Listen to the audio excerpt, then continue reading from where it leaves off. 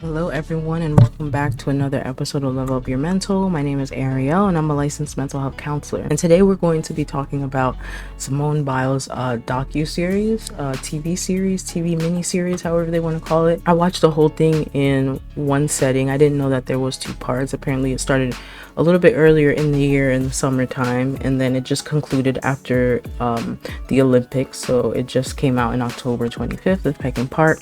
So I was able to watch all of the episodes, and the reason why I chose to talk about this doc is because it talks heavily about mental health and what happens when you don't learn to take a break and you don't take time for yourself, and what can happen after, bottling everything up and how that can affect you. And I really do applaud Simone for allowing us to come into her life and really show what happened to her and give us an understanding on what happened in Tokyo and what that looked like for her, and having to sit there and rebuild from that and coming back to the Olympics and winning and what that felt like for her. So I thought it was a very interesting story to watch and get into, and I wanted to make a video on it to really just talk about all the different stuff that she went through and how this can happen to other people and why it's important to take care of your mental health at the end of the day, right? So like before, I have notes on my phone. I'll just go through the notes of the ones that I have from the doc that I kind of wrote down as I was watching it that I thought was very important. At the beginning of the docu-series, she definitely emphasizes that, or the document emphasizes that she is one of the greatest that is in her league, as far as when it comes to gymnastics, as far as when it comes to all of her accomplishments, everything that she has been through. She is one of the greatest when it comes to being in gymnastics in general, right? And so she really talked about in the beginning about how she bottled in a lot of stuff, and that your body can only function for so long until it blows up, right? And that's the same thing that I was saying in the beginning, is that you can't hold on to things forever and just expect for them to just disappear or to just leave your life as if it didn't happen, right? A lot of times we tend to suppress things and just don't want to talk about stuff because of how it's going to make us feel, and having to deal with those emotions or whatever will come with having to deal with that circumstance. So we tend to push things down and really just pretend as if they're not there. And a lot of times I try to explain to people that this is literally like a pressure cooker. You're sitting there and you're just putting things in. Eventually, if you're not paying attention and you're not aware of what's going on, that thing is going to blow up. And a lot of time it goes towards people that we don't necessarily want it to go to. A lot of times it comes out in times that we wouldn't like to. I also try to tell people that if you don't deal with things, it tends to show up in medical aspects. So sometimes you'll get really sick, you'll get headaches, you'll get stomach aches, and you don't know why. A lot of times it has to deal with holding things in, and it's not healthy to hold a lot of things in. And of course, we all have been through a lot of different things. Nobody's pain is different, but we have to learn how to find some type of outlet to deal with the things that we're going through, right? So she definitely talked about a lot of pressure from the media, all the commercials that were leading up to the Tokyo Olympics, and the world was just expecting her to be at her best. And that was a lot of pressure for her, because of course, yeah, she's gonna show up and she's gonna do her job, but there was a lot of personal things that were affecting her, and to the point where it was doing a lot of mental things to her, right? And she just kept saying, I'm fine, and I was happy that in the beginning of the docu-series, when they show the Tokyo and what happened and everything, they show that her coach was basically telling her that you're not okay, like we can see that you're not okay. And she got to a point where she just felt like she couldn't do it, and I applaud her for recognizing that, hey, I am not mentally there to be able to perform at my best, and I'm not going to take the chance to go ahead and do something when I know that my body is not ready for it.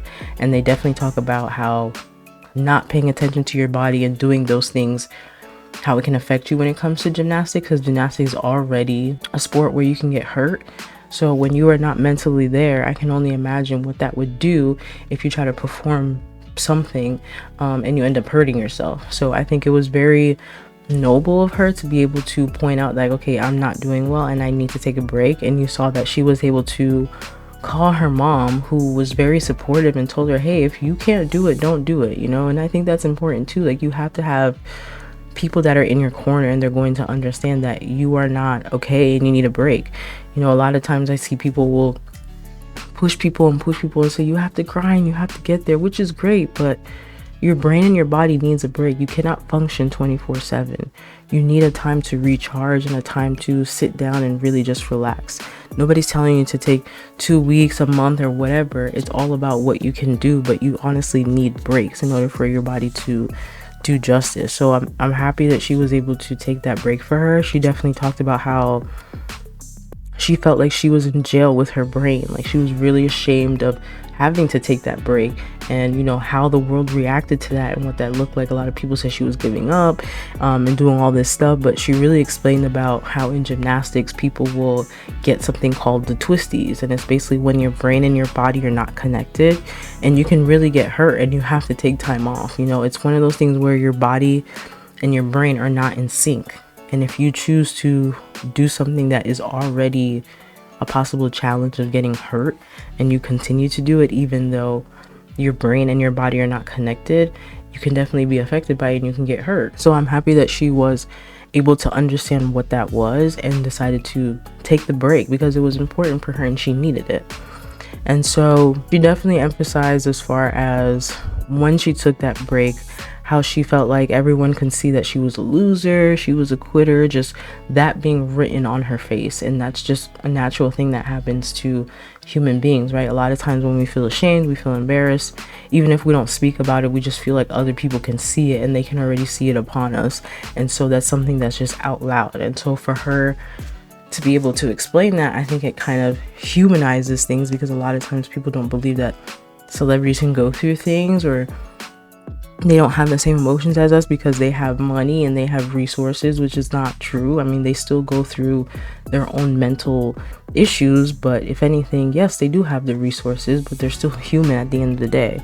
And so they definitely gave like a little bit of a history of gymnastics and how back in the day they used to push a lot of these young teenagers to be champions and to push through their injuries, and coaches were really forcing the kids to just push through, which can do a lot of damage.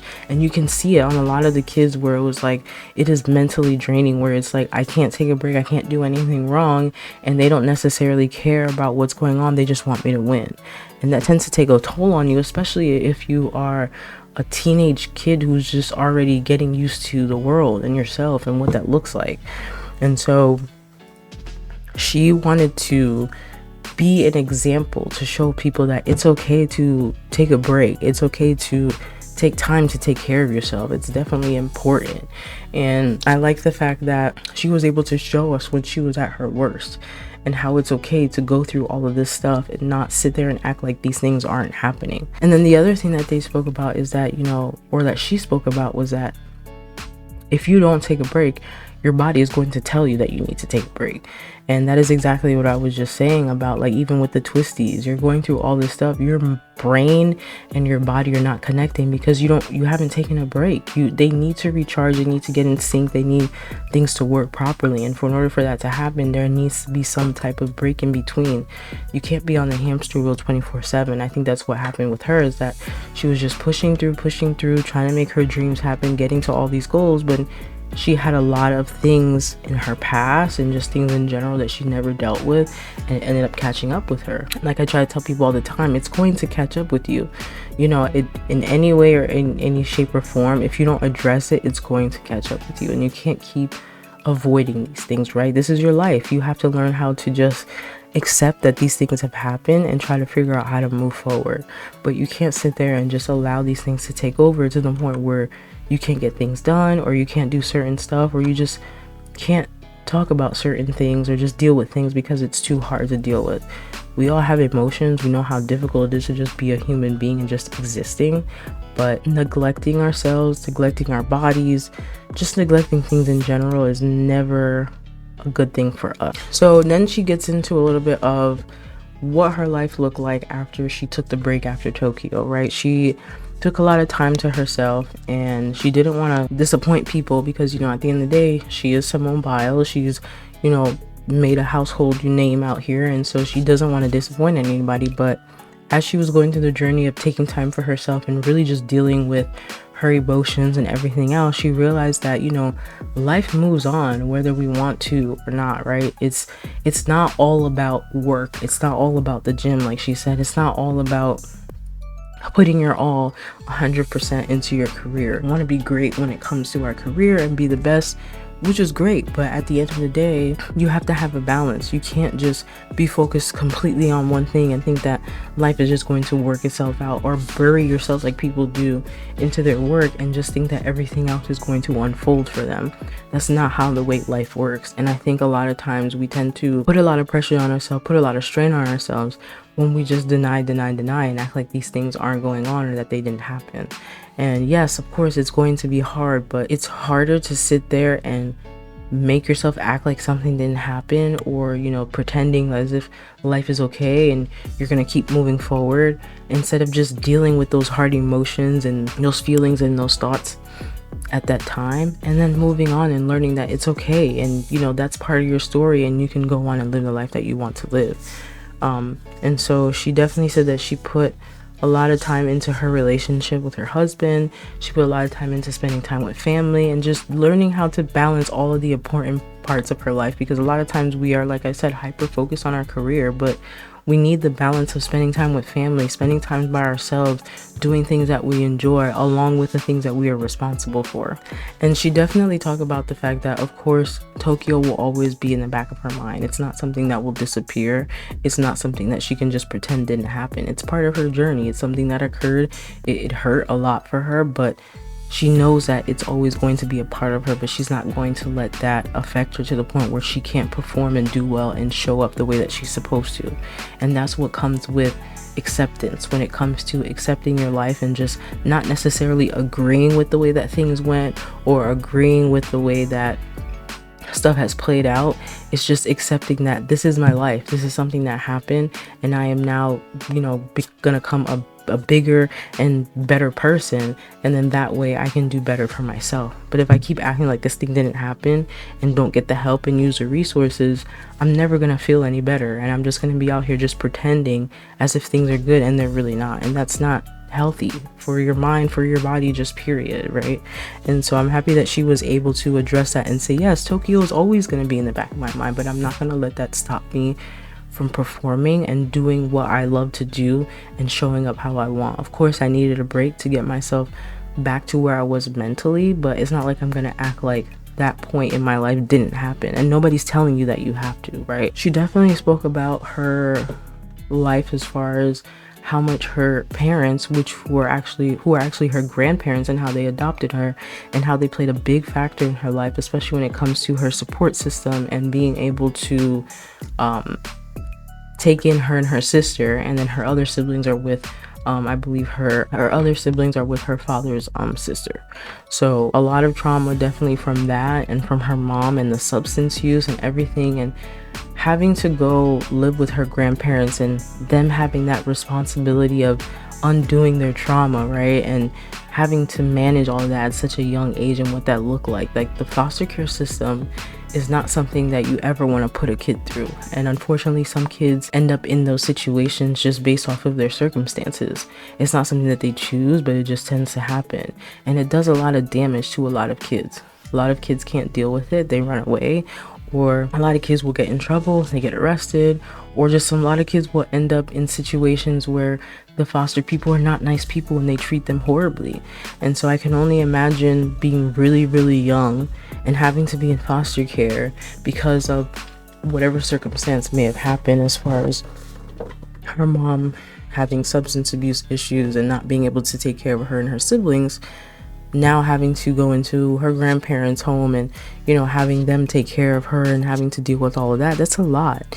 And I think that's one of the things that if you don't unpack that and you pretend like everything is okay, because, that's not the best situation to be in. If anything, the parents that you have are supposed to love and protect you and do everything that they can to take care of you. And when you end up in situations like that, it makes you look at your parents a little bit different. But I'm happy that her grandparents were able to come in and help them, and they didn't end up in a situation where they were all split up or end up in a home where someone really didn't want them, or whatever the case is. But I'm happy that they were able to stay within the family. She continues to talk about, like I've said before, creating a balance and working hard and having fun. You can work hard and do what you need to do with work and also be able to have fun and enjoy life. Nobody says that you have to work 24/7 and have to stay on that grind. That is mentally exhausting and physically exhausting. So making sure that you take breaks and find what your balance is. And that doesn't necessarily mean that you have to spend time with people or do something every single week. It just means that you need to be taking breaks in between doing all the hard work that you were doing. And one of the things that is part of the acceptance and healing and dealing with all of that is something called radical acceptance. And that has to do with learning to just accept things for what they are. You know, it's not anything you can change. It's not anything that you can undo. It's just living off of that. It is what it is. It happened to me. It's not like I'm not allowed to feel the emotions that I felt, but I can't hold on to this thing and let it affect me to the point where I'm not able to show up in all these spaces and live my life and be happy with my life. We all go through different stuff, but that doesn't necessarily mean that you have to hold on to that pain forever. Learning to understand whatever it is that happened to you happened, and learning what acceptance is, and understanding that once you learn how to do that and how to deal with your emotions in a healthy way, that's when you get to feel the real feeling of healing and enjoying your life and what that looks like. Because once you can do that, anything else that comes in your way, you're able to manage it, deal with it, and then learn how to process it and move on, instead of holding on to it and just putting it in that bag that's so heavy that hurting your shoulder, hurting your back, because you just have so many things that's just packed up in that bag, and nobody wants to hold on to all that stuff. So I think it's important that we address these things in whatever way works for you, whether that's self-work, doing stuff through journals, going to therapy, going to church, getting a life coach. It doesn't matter, but you have to learn how to process everything that you have been through and how to move forward. And then she also talked about court case that had to do with Dr. Nasser and how he affected all the girls in the gymnastic team, and how that affected her, and being a survivor and being an advocate for mental health. I can't imagine having to deal with that while also dealing with all the other things that you're going through. It's just a lot. It's a lot of baggage. And I think for her, it was a lot because she was already in the face of gymnastics, and now she has to be in the face of mental health and what that looks like. And she said herself, I don't want to be the number one advocate when it comes to mental health, but I do want people to be aware that it happens to everyone. There are mental health issues for everybody. It doesn't matter who you are, what your status is, where you live. Everybody is affected in mental health in some way. And for her, I think it was mainly just showing people that it's okay at whatever platform you're in to take a break and to take care of yourself at the end of the day. And so she definitely talked about, when it comes to coping now, and what helped her at the Olympics is doing visualization and relaxation techniques to help her with the competing and the pressure and the anxiety that comes with it.